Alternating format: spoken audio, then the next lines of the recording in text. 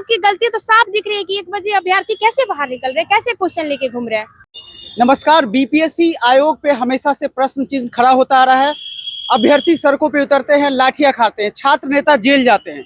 पिछले दिनों की घटना मैं आपको बता दूं कि नॉर्मलाइजेशन के लेके जिस तरीके से बेली रोड में हंगामा बरपा गया और उसके बाद गर्दनी बाग में तमाम तरह के शिक्षकगण वहां मौजूद थे। खान सर, रहमान सर, नवीन सर, इस तरह के एसके झा सर, तमाम सर वहां मौजूद थे और वहां पे छात्रों की बात को सुना गया, लाठियां चटकाई गई। इससे अभी हमारे साथ जुड़ रही है खुशबू पाठक, जो छात्र नेता है। आप भी वहां मौजूद थी? जी बिल्कुल मौजूद थी।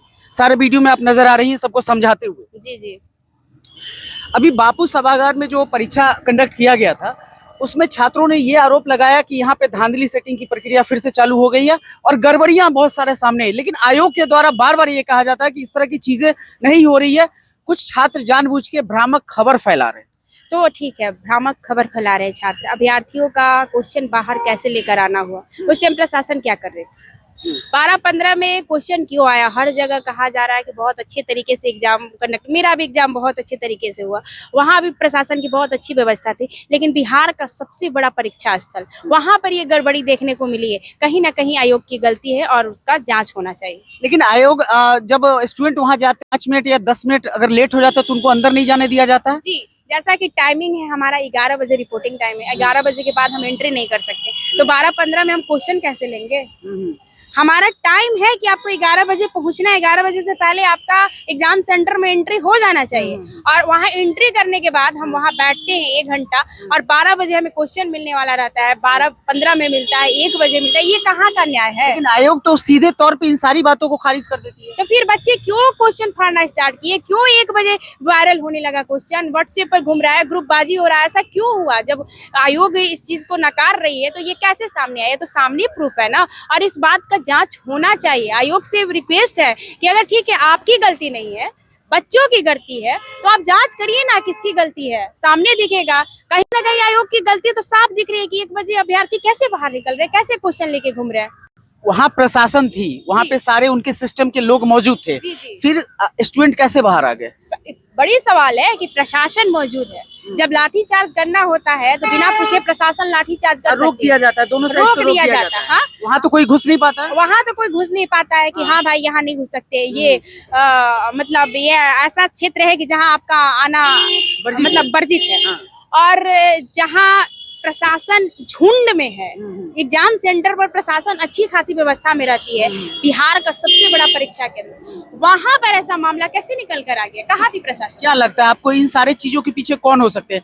क्या छात्र उपद्रव मचा रहे थे? कुछ छात्र चाह रहे थे कि पूरे परीक्षा को खराब कर दिया जाए, या फिर वहाँ जो सिस्टम मौजूद थी, जो आयोग के लोग वहाँ मौजूद थे, उनकी ढिलाई बरती गई, या जानबूझ के इस तरह की चीजों को तूल दिया गया? देखिए, अभ्यर्थियों के अकॉर्डिंग कहा जाए तो कहीं ना कहीं हम जैसा जिस प्रकार सोच पा रहे हैं कि कहीं ना कहीं प्रशासन की ढिलाई, तब अभ्यर्थी बाहर दिखे। और गलती आयोग का कि 12-15 में क्वेश्चन मिलना स्टार्ट हुआ। पहले से हर सेंटर पर आपका व्यवस्था अच्छी से होनी चाहिए। लोग बोल रहे थे कि सील टूटा हुआ था, ऐसा कैसे हो गया? अभ्यर्थियों की गलती है कि किसकी गलती है, वो आप जांच करिए और पता चल जाएगा। लेकिन वो लोग तो बोल रहे थे कि जो क्वेश्चन पेपर का सील टूटा हुआ था, तो जो क्वेश्चन बांट दिया गया था, जो बचा हुआ था वो दूसरे रूम में ले जा रहे थे। लेकिन अभ्यर्थी को लगा कि सील टूटा हुआ क्वेश्चन क्यों लिया जा रहा है। ये भी हो सकता है, लेकिन इस बात की जांच होनी चाहिए क्योंकि क्वेश्चन वायरल हुआ है। क्वेश्चन बाद में वायरल हुआ, चाहे पहले वायरल हुआ, 1 बजे दिख रहा है सब जगह, ग्रुपबाजी हुआ अभ्यर्थियों के अकॉर्डिंग। इस बात का एकदम सही तरीके से जांच होना चाहिए। क्या मांग है आप लोग छात्रों का? क्या मांग? जहाँ गड़बड़ी हुआ है वहाँ का एग्जाम कैंसिल कराकर पुनः एग्जाम कंडक्ट कराना चाहिए, क्योंकि एक अभ्यर्थी के साथ अगर गलत होता है तो गलत हुआ है, क्योंकि कटअप पर भी असर पड़ेगा अगर चोरी वोरी हुआ होगा तो। और पढ़ने वाले अभ्यर्थी पीछे रह जाते हैं। ये सबसे बड़ी बात, कितनों का लास्ट अटेम्प्ट भी होता है और बिहार का सबसे बड़ा एग्जाम होता है ये बीपीएससी।